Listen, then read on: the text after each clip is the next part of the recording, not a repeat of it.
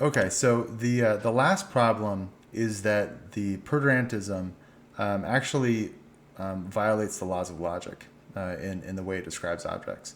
And in order to show why, we need to think of Frank, and we're going to think of T1 through T6. I had to shave off T7 so it would fit on the slide. Uh, we have to think of T1 through T6 as Frank's entire lifespan. Okay, so that's all of the perduring object is T1 through T6. That's all of Frank. That's the four-dimensional object. So that's F. We're going to call that F for Frank. And then we'll think of just part of Frank, which is T1 through T4, and we'll call that diminished Frank, or DF. So we're thinking of the whole, which is Frank, and then we're looking at just part of Frank and calling that DF. And it should be obvious that F, Frank, is not equal to DF because DF is just a part of Frank. So obviously a part of a thing isn't identical to that thing. Is that clear? Yeah. Okay. So here's the problem. And let me call that slide 10. So here's the problem that this creates.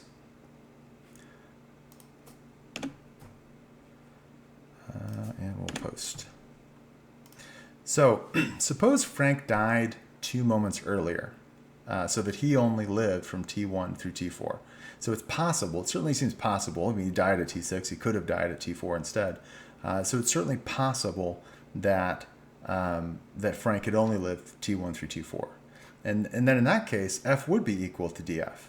And if you're not sure about that, I did my work there. In that case, F would be equal to T1 through T4, and T1 through T4 is equal to DF. So by the transitive relation, F is therefore equal to DF. Fairly clear? Yeah. Okay. Yeah. So what that means is that F is not equal to DF in the actual world. F is not equal to DF, but is possibly equal to DF. But that violates the law of the necessity of identity, which says that if x is equal to y, then necessarily x is equal to y. X can't not be unequal to y. And so this account of the perduring object of Frank, it violates either the transitive relation, because you have to say that despite the fact that f is equal to T1 through T4 and T1 through T4 is equal to DF, nonetheless f is not equal, remains not equal to DF. You have to either violate the law of the transitive relation, or you have to violate the law of the necessity of identity by saying that, if x is equal to y, then not necessarily x is equal to y. And so you have to violate one of these laws of logic in order to get the perduring object, which is obviously problematic if we have to violate the laws of logic to stick with it. Does that kind of make sense how I'm making that case there? Yeah, no, it does. The only problem that I would see is that my friend's model is that he would posit that reality is necessary. So he would say that it is impossible for um Frank as an object to be any different Yeah, and than he so is. and so again, like what we've been looking at so far is different ways that the B theory forces us kind of into a corner where we have to deny things that seem obvious to us. And so suppose that that your buddy ate 5 blueberries in the morning. If he wants to embrace modal collapse, he has to say it's literally impossible that he could have eaten 4 instead of 5. And it seems very obvious to us that he could have eaten 4 instead of 5. Right? I mean, obviously, he could have eaten 4 instead of 5.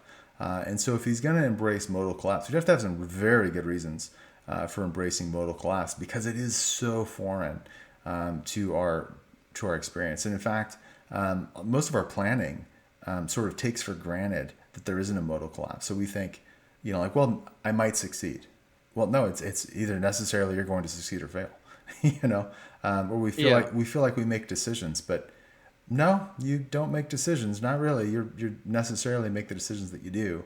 So there's you couldn't have chosen differently. At least. So maybe that's not necessary for decision is the power of contrary choice, but nonetheless, it feels like we do have the power of contrary choice. And so Yeah. there's a lot of reasons why modal collapse is a high price to pay.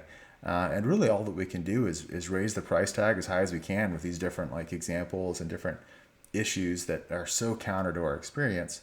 And if they're willing to pay that price tag, then I guess if they pay the price, they win the prize. But I certainly wouldn't want to pay that price. Thank you for listening. If you found this helpful, please like and subscribe. Please also look at the show notes in order to find a link to our group so that you can join our next discussion. I look forward to chatting with you.